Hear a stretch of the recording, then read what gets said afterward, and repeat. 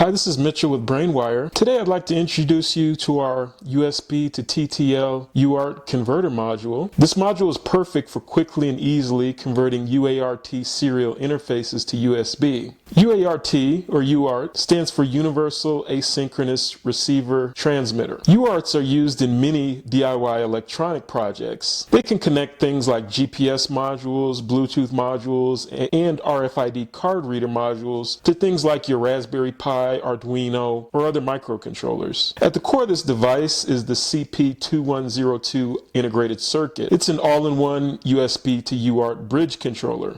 This converter simplifies the process of updating and integrating RS232 or really any UART component to USB with minimal components and no external devices being required. This module supports both 3.3 volts DC and 5 volts DC. There are LED indicators for power, data transmit and receive, and connection status. Compatibility for this device is nearly universal, with support from Windows 98 all the way up to Windows 11, Mac OS, and Linux. In almost all operating systems, this device will be recognized when it's plugged in. You will not need to add drivers. With a compact size of 50 millimeters by 15 millimeters by 7 millimeters thick, this module is a great addition to any embedded project needing conversion from USB to UART.